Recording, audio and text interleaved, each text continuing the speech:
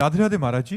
महाराज जी, व्यक्ति के जीवन में गुरु का सदैव होना कितना महत्वपूर्ण है? अरे पूरा महत्वपूर्ण है। बिना बिना गुरु के चाहे शिव बिरंच सम होई, गुरु बिनु भवनिधि तरे न कोई।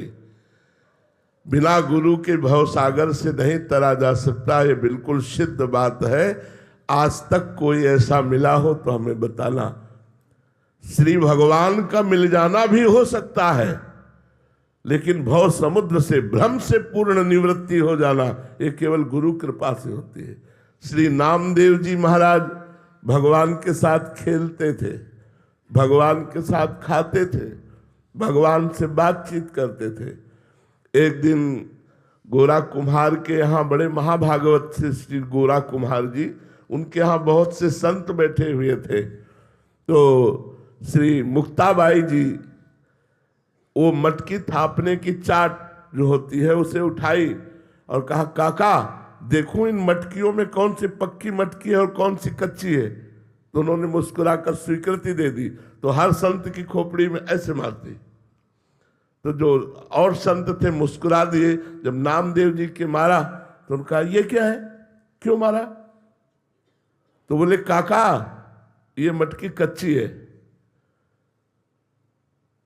नामदेव जी सारी सभा में, संतों की सभा में कच्चे साबित कर दिए गए और सब हंस दिए। नामदेव जी को अच्छा नहीं लगा। वो सीधे गए, विट्ठल भगवान से बात की। बोले, मैं कच्चा हूं। तो भगवान ने कहा, हाँ तुम कच्चे हो। बोले, क्यों? सब पक्काई तो आपसे मिलने की होती है, जब मैं आपसे मिल गया तो किस बात का कच्चा? बोले, तुमने गुरु नहीं किया। बोले, गुरु करने का फल होता है भगवत प्राप्ति, और वो आप हमें प्राप्त है तो गुरु की जरूरत क्या है? बोले, यही कच्चाई है। तो बोले, आप ही बताओ मैं किसको गुरु बनाऊं? तो बोले, जाओ इस जंगल में एक शंकर जी के मंदिर में संत पड़े हुए हैं, मंदिर के अंदर, उनको जाकर के गुरु बनाओ। विशोबा खेचर जी वहां गए तो देखा वो शंकर जी की जो पिंडी होती है उस पे वो पैर रखे थे और देहरी पे सर रखे थे। तो नामदेव जी ने देखा कि इनको गुरु बनाए जो एक आस्तिक भी नहीं है। उन्होंने कहा, ए बाबा ये अपने पैर हटाओ, शंकर जी के ऊपर पैर रखे हो। बोले, बेटा जहां शंकर जी ना हो वहां पैर रख दो, जहां शंकर जी ना हो वहां पैर रख दो। तो उन्होंने जहां जहां पैर हटाने की कोशिश की वहीं लिंग प्रकट हो गया, क्योंकि सब कण कण शिव स्वरूप है, ब्रह्म स्वरूप है।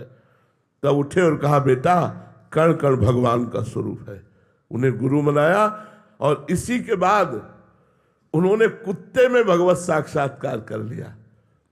जब भगवान के पास गए तो भगवान ने कहा, देखा गुरु का चमत्कार, मैं ही उस बालिका के रूप में थाप मार रही थी, तब तुम मुझे नहीं पहचान पाए, और गुरु कृपा हुई तो कुत्ते में तुमने मुझे पहचान लिया। तो गुरु के बिना भगवत साक्षात्कार करना असंभव है।